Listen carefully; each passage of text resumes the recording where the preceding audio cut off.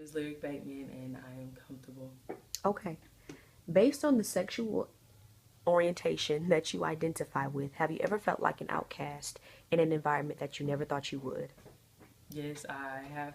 I have felt like an outcast in an environment that I never thought I would feel being an outcast. And yes and no, because I figured that I would. Come thinking about it, I figured that I would feel like an outcast, and then actually being in the environment is like, wow, I am an outcast at the same time. Okay. Did you experience being an outcast here at Spelman College or back at home?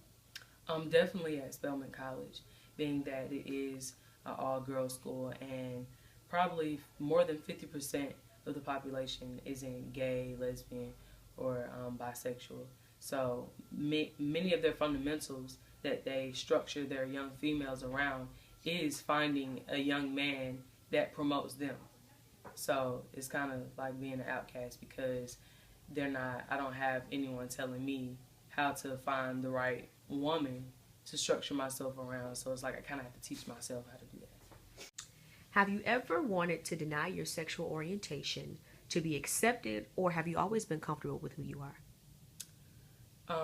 In a sense, to being by myself, I've always felt comfortable with being who I am, but outwardly to people, to figures that I respect the most who look down on me being comfortable with myself, of being gay, I have felt uncomfortable with being myself in front of someone, particularly my parents or just my grandmother, because she doesn't all the way accept it, but in a sense she does accept it from me, being that I am her child and that I am someone she loves dearly. But I've always been comfortable with my sexuality because it's like it's not going to go nowhere. I'm never going to stop liking girls, so I have no choice but to be comfortable with it. Okay, thank you.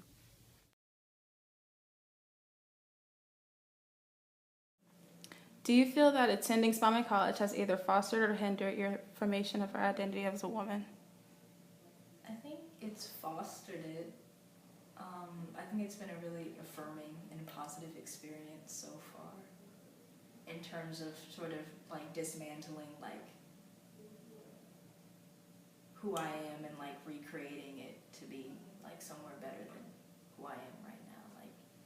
Like just like being around other women who are like you and who share similar experiences for the first time it's really great.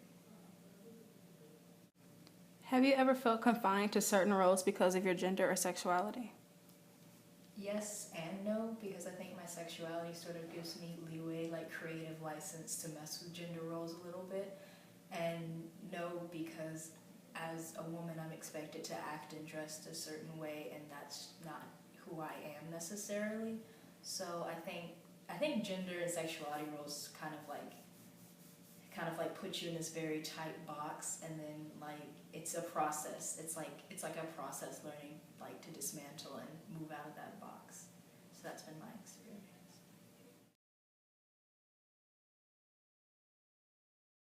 How do you feel society portrays your gender as a black male? I feel like society portrays us kind of almost at an evil type state. Like we're like almost this is untouchables in this, almost untouchables in a sense because we're so like we're hypersexual, violent, all this kind of stuff. We're prone to criminal acts and anything like that. But that's just the way that I feel like society portrays us. Thank you so much.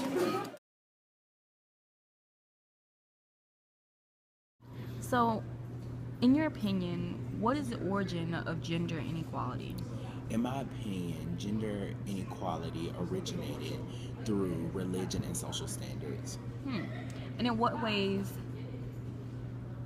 has the media's portrayal of gender roles affect women? The media's portrayal of gender roles affect women in a very negative way. For example, you only see women selling sex